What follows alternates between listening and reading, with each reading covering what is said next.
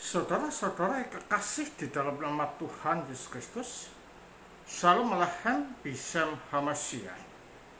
Ketemu dengan Romo Yohanes lagi di Suara Padang Gurun dalam Menata Kalbu. Tema pada saat ini yang ingin Romo paparkan adalah tentang dendam.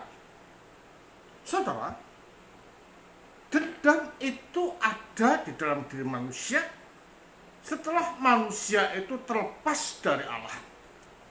Setelah manusia itu terasing dari Allah karena menggunakan kehendak bebas. Jadi pada hakikatnya Allah tidak pernah menciptakan dendam di dalam kalbu manusia.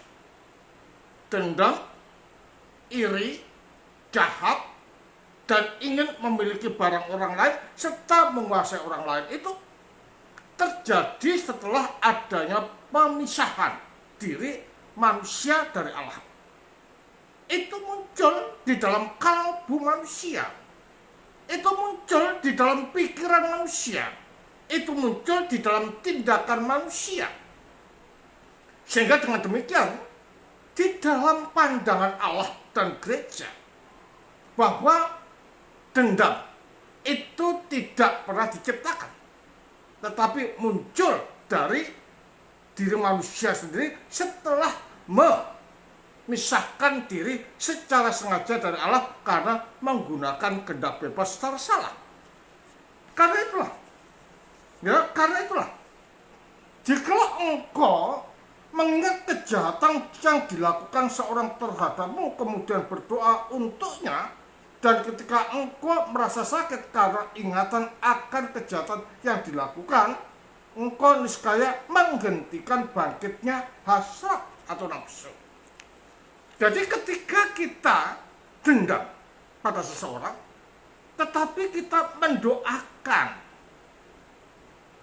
orang yang telah menyakiti kita, orang yang telah mendolimi kita, orang yang telah sengaja ingin menjatuhkan kita, maka dengan doa itulah menghentikan rasa dendam yang ada di dalam kalbu kita. Karena dengan menyebut orang yang menyakiti itu di dalam doa-doa yang kita lakukan itu, menunjuk pada artian bahwa kita sedang menghentikan rasa sakit, rasa kecewa, dan rasa mangkel terhadap orang yang berbuat jahat kepada kita.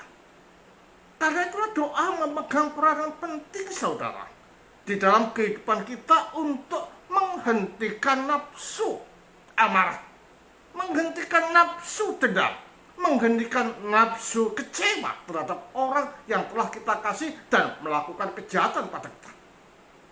Nah, karena itulah, dengan mendoakan musuh atau orang yang menyakiti kita, seperti apa yang dikatakan oleh Matius bahwa kasihanilah musuhmu.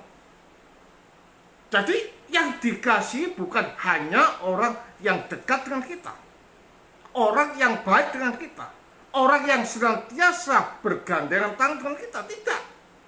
Tetapi orang yang menyakiti kita, orang yang mendolimi kita, orang yang membuat fitnah pada kita, kita kasihi. Ya, kita kasih dan kita doakan mereka. Nah, dengan demikian kita menghentikan nafsu jahat yang mungkin akan muncul di dalam kehidupan kita. Nah, sikap seperti ini adalah merupakan suatu sikap yang mengimplementasikan hubungan Allah dalam dirinya sendiri yang bersifat trinitarian. Saudara, ingat bahwa di dalam Allah itu tidak ada dendam, tidak ada iri, dan tidak ada saling menyakiti. Yang ada adalah mengasihi, saling memperdulikan, dan saling melengkapi di dalam hubungan Allah dalam dirinya sendiri yang bersifat trinitarian. Karena realita inilah, saudara, maka dikatakan oleh Maksimus sang pengaku iman demikian, ya, jika engkau mengingat kejahatan yang dilakukan seseorang terhadapmu, kemudian berdoa untuknya, dan ketika engkau menghapus rasa sakit karena ingatan akan kejahatan yang telah dilakukan, engkau niscaya menghentikan bangkitnya hasad atau nafsu. Jadi kalau demikian, ini adalah merupakan suatu anjuran oleh Sang Maksimus pengaku iman untuk tidak mengingat-ingat dosa orang yang telah menyakiti kita. Caranya adalah dengan berdoa, dengan menyebut namanya di dalam doa, berarti kita mengasihi ini. Dan ini sekaligus kita masuk di dalam hubungan Allah dalam dirinya sendiri yang bersifat trinitarian. Di sana tidak ada dendam, di sana tidak ada saling menyakiti, di sana yang ada adalah kasih dan saling melengkapi. Terus katakan, dan ketika engkau telah mencapai kasih persaudaraan dan kasih bagi segenap umat manusia, engkau benar-benar akan melemparkan hasrat keji ini keluar dari jiwamu. Jadi dengan berdoa dan kemudian kita menjalin hubungan persaudaraan, mengasihi orang yang menyakiti kita, maka kita akan dikatakan sebagai orang yang betul-betul melempar kejahatan yang ada di dalam kalbu kita. Berarti kalau demikian, kehidupan manusia yang sebenarnya adalah kehidupan yang saling mengasihi, kehidupan yang saling melengkapi, dan kehidupan yang saling memahami satu sama lain. Jangan ada tersimpan dendam di dalam kalbu kita. Jangan ada tersimpan agenda jahat di dalam kalbu kita. Jangan tersimpan ada sesuatu yang negatif di dalam kalbu kita. Tetapi heningkan, teduhkan, dan sadari bahwa kita ini saling melengkapi dan kita semua berdosa. Hanya Allah yang tidak berdosa. Hanya Allah yang sempurna. Hanya Allah yang suci. Jadi kalau demikian contoh yang ada di dalam kalbu kita itu saudara, hanya Allah. Nah, kalau kita ingin meniru Allah di dalam hidup kita, masuk dan manunggallah dengan Allah melalui sosok yang menjelma, yaitu Yesus Kristus, di dalam sakramen yang terselenggara di dalam gereja. Sakramen itulah saudara yang mendorong kita untuk laku suci, mempunyai pikiran bening dan kalbu yang bersih.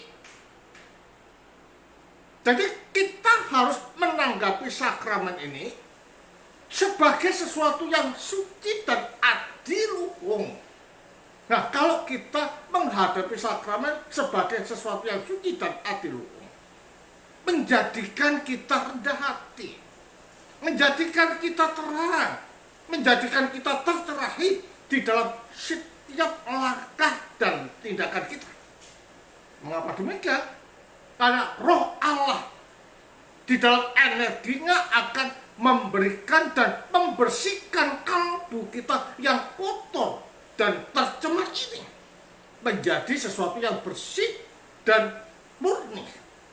Jadi kalau demikian, kehidupan kita ini adalah kehidupan yang tidak dapat terpisah dari Allah jika kita ingin betul-betul mengimplementasikan sifat dan karakteristik Allah yang bersifat Tritunggal itu di dalam kehidupan kita keseharian.